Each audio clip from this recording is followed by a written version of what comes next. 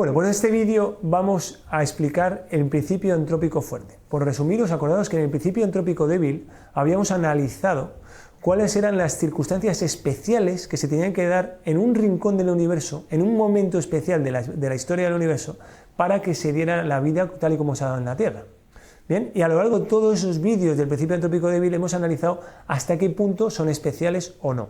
Según algunos científicos son especiales, según otros son especialísimas. La mayoría consideran que son unas condiciones especialísimas, tan especiales que muchos consideran que solo se ha dado una vez en toda la historia en un único lugar, en la Tierra. Bien, vale, con lo cual ahí, pero al final en realidad estamos hablando de algo que es evidente por sí mismo, es decir, se han tenido que dar unas condiciones especiales para que exista la vida. La duda es si esas condiciones son muy especiales o solo especiales, ¿vale? Ese es el principio entrópico débil. Pero en el principio entrópico fuerte entramos en algo muchísimo más radical. En el principio entrópico fuerte lo que estamos diciendo es que parece que el propio universo se ha diseñado con unas condiciones dadoras de vida, con unas condiciones que han sido, pues, que han permitido la existencia posible de vida. ¿Vale? De tal manera que las constantes universales, los tipos de leyes que existen, etcétera, han sido las exactas para que luego sea posible la vida. Y diréis, bueno, esto ya no es ciencia. No, pues sí, es ciencia. De hecho, es algo en lo que están todos los científicos ahora mismo dándole vueltas. Y como suena tan raro, yo lo que he hecho es con estos vídeos y con este tema del principio entrópico débil y del principio entrópico fuerte, y también con lo que va a venir después de la mecánica cuántica que nos va a estallar la cabeza, he cogido textos literales de los principales científicos del siglo XX y del siglo XXI para que veamos que son esos principales científicos, los que son premio Nobel, los que han estado analizando estos temas. ¿Ok? Bien, pues vamos a entrar directamente en el principio entrópico fuerte, que básicamente es muy similar a lo que llamamos la teoría del ajuste fino, que al final la teoría del ajuste fino lo que dice es, ha habido un ajuste muy fino en el inicio del universo para que el universo sea como es y haya producido lo que ha producido. Vamos allá. Como decíamos, el principio entrópico fuerte lo que dice es, el universo y sus parámetros físicos fundamentales tienen una configuración precisa, y subrayo, para hacer posible la existencia del ser humano. Y ese para es el que nos deja absolutamente sorprendidos. Es decir, ¿esto realmente es ciencia? Bueno, pues no lo llaméis para. Digamos, el universo tiene unas condiciones especiales de tal manera que parece que ha sido diseñado para que exista la vida. ¿Bien? Vamos a analizar por qué los científicos dicen eso. Bueno, fijaros lo que dice Stephen Hawking, que Stephen Hawking, como sabéis, es un científico radical ateo.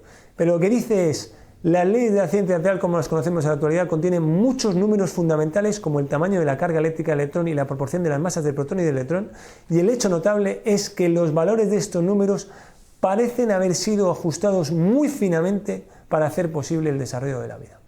¿Vale? De ahí viene la teoría del ajuste fino, que parece que todo se ha ajustado muy finamente para que sea posible la vida. Vamos a profundizar en este misterio, ¿vale? Bien, nosotros manejamos en la ciencia muchos constantes universales independientes, en teoría 15, ¿vale? Aquí he presentado algunas más, que unas son más porque algunas están relacionadas con otras que vamos a ver, pero las que presento, fijaros, velocidad de la luz, constante de Planck, constante de gravitación, constante de Boltzmann, la masa del electrón, la masa del protón, la carga del electrón, etcétera. Todas estas constantes son constantes con unos números muy determinados que son para siempre, ¿vale? Y estas constantes determinan la manera en que se comporta el universo, la manera en que se comporta absolutamente todo, la manera en que se comportan las piedras, la manera en que caen, la manera en que reacciona el sodio con el cloro, la manera, todo lo que vemos depende de estas constantes, ¿vale?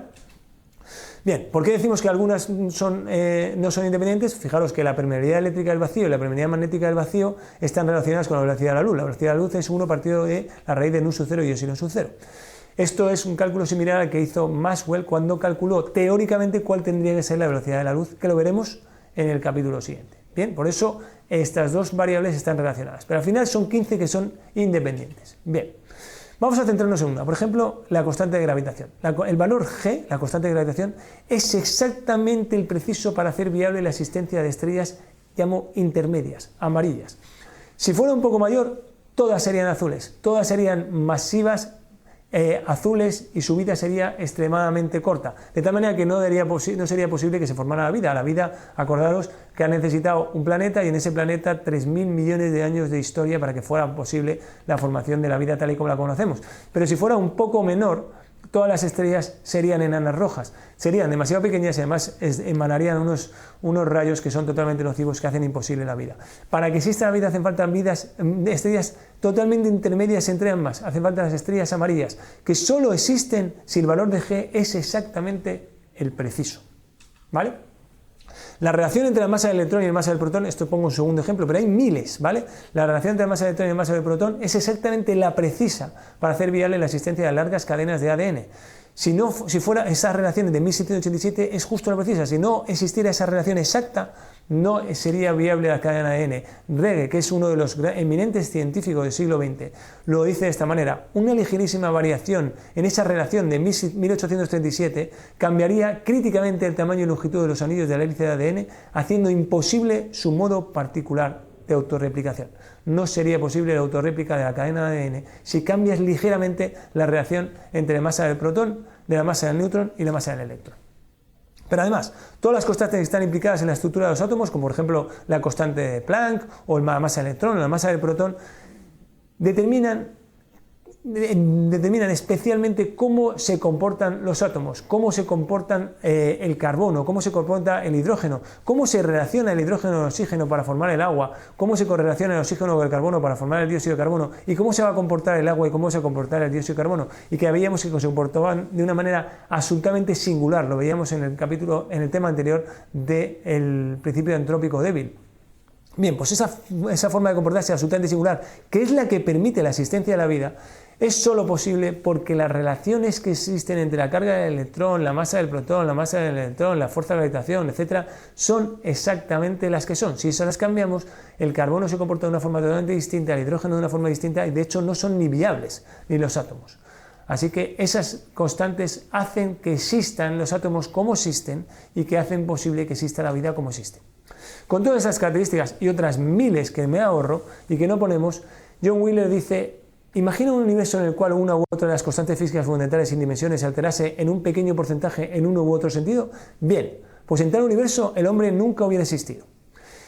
Según el punto central del principio antrópico, el centro de toda la maquinaria del universo y diseño del mundo subyace, en el centro de esa maquinaria, de ese mundo, subyace un factor dador de vida. Es decir, que la configuración del universo parece que está diseñada para la existencia de la vida. Todas esas constantes físicas se han fijado de tal manera que sea posible la existencia de la vida.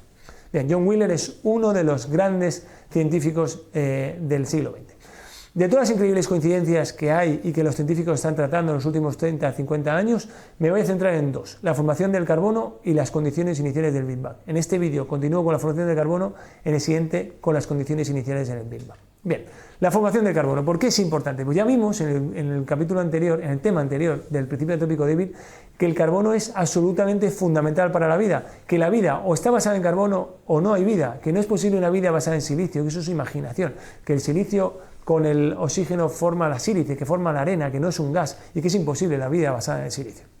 Tiene que estar basada en el carbono. Bien, ¿de dónde sale el carbono? Ya vimos, lo hemos visto en los capítulos anteriores de este curso, que sale de la fuerza nuclear que hay en el interior de las estrellas. Acordaros que la fuerza nuclear del interior tiende a sostener toda la presión gravitatoria de la fuerza gravitatoria. Una fuerza gravitatoria que tiende a atraerse la fuerza nuclear, que tiende a expandirse, y en ambas se produce un equilibrio, y por eso las estrellas se mantienen en equilibrio durante un tiempo. ¿Por qué durante un tiempo? Porque al final los 4 átomos de helio se juntan para formar 4 átomos de hidrógeno se juntan para formar el helio por fusión nuclear. Fijaros que los 4 protones se han convertido en 2 protones y 2 neutrones. Se han ido 2 cargas positivas, pero los 4 electrones se han convertido en solo 2 electrones. Se han ido 2 cargas negativas. Se queda el helio con carga neutra, pero en esa fusión se ha producido una enorme cantidad de energía, ¿vale?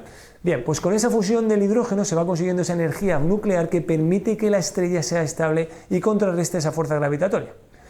Pero el hidrógeno se acaba, y cuando se acaba el hidrógeno se empieza a combustionar el helio. ¿Por qué se empieza a combustionar el helio?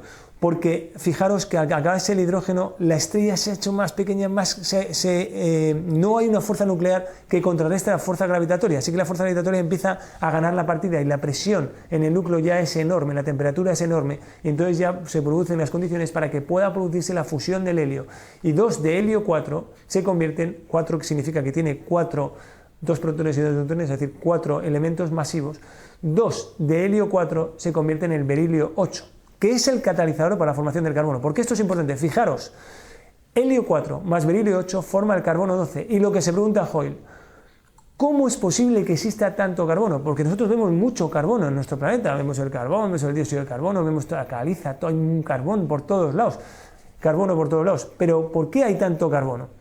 No debería haber casi carbono, en realidad casi no debería existir el carbono. ¿Por qué? Porque el helio 4 y el berilio 8 juntos tienen demasiada energía y comparado con la energía del carbono 12, por tanto no se debería producir la resonancia suficiente para que se produzca el carbono 12, debería ser inestable todo ese proceso y no se debería producir carbono 12.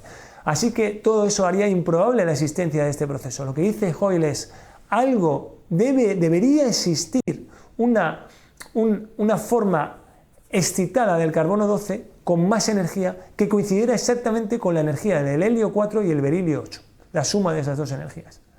Y resulta que apareció, debería existir y apareció. 3 años después apareció, la encontraron, esa forma excitada del carbono 14.